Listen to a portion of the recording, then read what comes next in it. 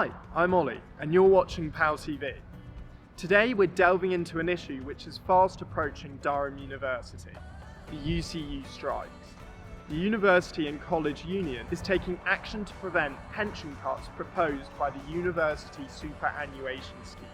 The USS is a pension scheme for university staff, and they say that pension contributions will need to rise sharply if existing benefits are to be maintained.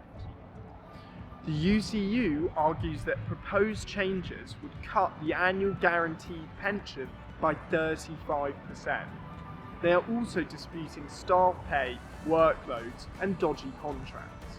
The union's president, Joe Grady, is proposing 3 days of strike action this term, from the 1st to the 3rd of December. A period of action short of a strike would follow, and lecturers will not reschedule any lectures or seminars missed because of the strikes. We're going to interview some Durham University students now to find out what they think of the strikes. So, first of all, are you aware of what the UCU strikes are? The only thing I've sort of heard is that it's about kind of pensions and pay. It's the same thing. I only assumed it was a continuation of the strikes from 2 years ago. So, how do you think this will affect your studies? I feel like we haven't really been sort of consulted about how much it will affect our sort of studies. I guess it's dependent on the subject. I've got a refresher, so I'm not doing it's not like on a third year, if I was third year, I think like this time.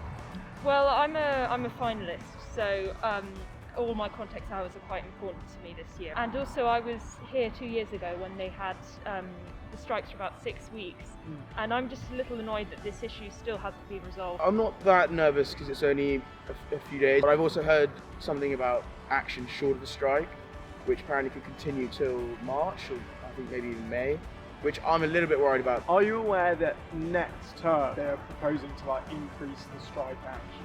Yeah. And do you have any thoughts on that and how that more significant action might affect your work? I hope they can resolve the issue quickly, because if it's going to be 6 weeks of strikes, then that would be quite damaging. I think it depends on how many of our academics would strike.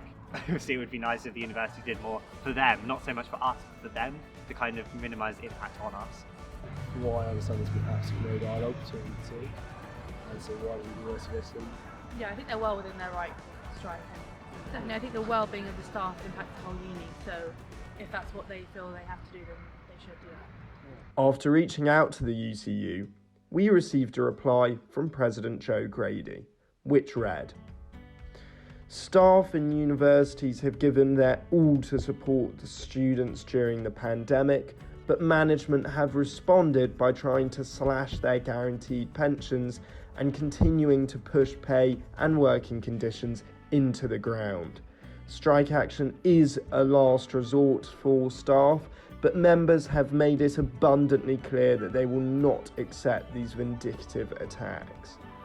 It is scandalous that university vice-chancellors on overinflated salaries seem to think doing nothing on pay, casualisation and inequality is acceptable in a sector awash with money."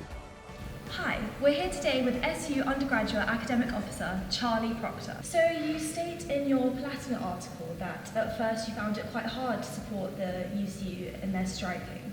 How have you come around to supporting them in their striking? Well, I've spoken with them and I've come to realise that it's not just about the short-term battle of the strikes. And in having these conversations, I came to realise that staff working conditions are our learning conditions. We can support the strikes and be pragmatic about it, but also we have a position whereby I can work with the university on a set of policies such as removing anything that hasn't been taught from assessments, trying to encourage lecturers to let students know when they're striking, put up alternative materials, keep the library open throughout the strikes, all stuff like that. Could you give a brief explanation of what actions short of a strike is? Well, at the moment it's being defined as working to contracts, that's working only the hours that you're being paid for and contracted to. I always think that working to contract, that working the hours that you're paid for can be used as a disruptive tool.